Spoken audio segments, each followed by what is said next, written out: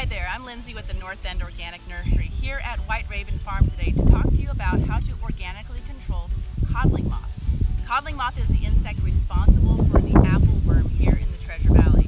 So we're going to cover some IPM steps, which is integrated pest management, of how to best control them in your home orchard. One of the first steps and one of the simplest steps is sanitation. The codling moth can burrow into the ground along with other places, and that creates a habitat for them to create subsequent generations. So in the fall, when you have fruit on the ground, or even in the spring when you're thinning out your fruit, it's really important to make sure that you clean up all the little pieces of fruit off the ground as to not create more habitat for the codling moth. So beyond sanitation, one of the things that we have to do is actually figure out when the codling moth is active. And the way we do that is after the tree has blossomed and started to set fruit, is to set up a codling moth trap. A codling moth trap is a pheromone lure inside of a sticky container that attracts the male codling moth by having a scent that smells like a female codling moth. When the male codling moth flies into the trap, they get stuck, and it's not really exactly a way to have really good control over the codling moth population, but it is a way for you to know when they are flying so you're ready to take the next step. Another great IPM technique is actually to fool the codling moths into thinking this little red thing is an apple. And why does that matter? Well, we're going to cover the apple in this product called Tanglefoot. Tanglefoot is a sticky substance that once we paint it onto the sphere, once the codling moth tries to come to the sphere and lay its eggs, it'll get stuck and, well, you know, it'll get stuck. After you place your codling moth trap in the tree, you need to check it daily to see if any male codling moths have shown up in the trap. It's only going to be males because they're smelling the female scent in there. Once you see those male codling moths in the trap, you then need to decide your next plan of action, whether it be spraying or some other IPM method.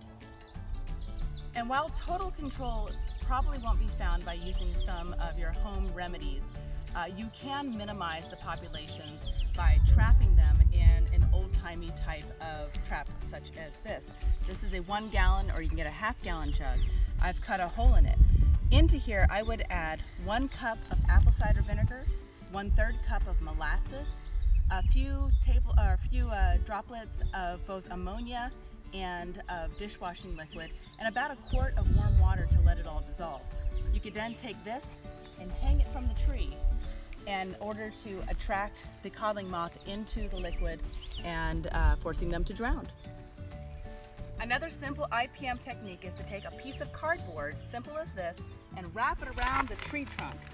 Tape it down, just a piece of box tape or duct tape, and when you have this tight against your tree trunk, it provides a habitat for the pupating codling moth as it cycles through its generations to find a place to burrow down.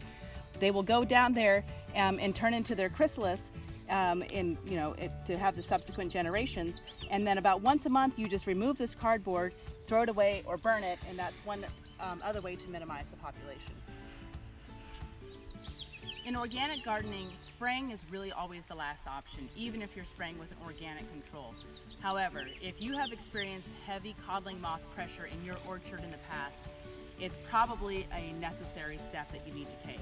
Some of the precautions I really want you to think about is when you're spraying. So we're going to be using today an organic spray called Spinosad. This is certified organic.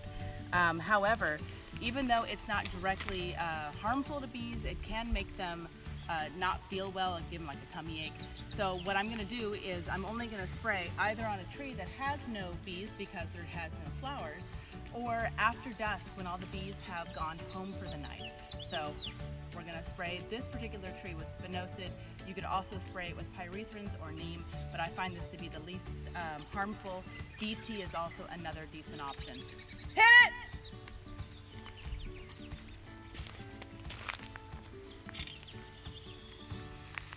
And I'm using a hose and sprayer to help me get as much coverage using the pressure of my hose. And I'm trying to cover the entire tree and all of the apples.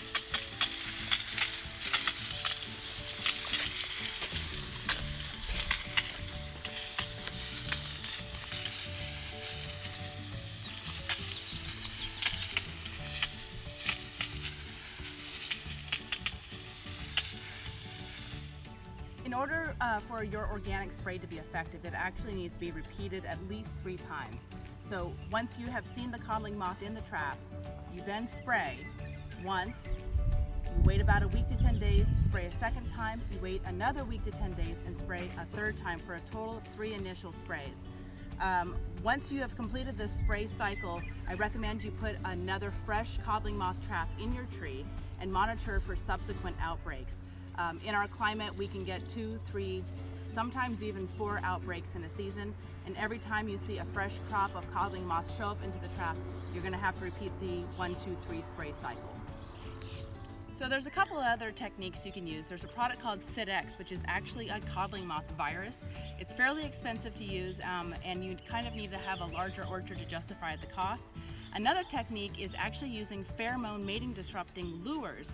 Again, if you have a large orchard that you're isolated from other apple trees, you can take these little twist ties and put them at the tops of your trees, and it creates such an overwhelming scent of female coddling moth that the males and the females don't get a chance to meet up. So thank you for joining us today, and I hope that you feel empowered to use some of these organic IPM techniques to control coddling moth in your organic orchard. Thanks for joining us here at White Raven Farm. I'm Lindsay from the North End Organic Nursery.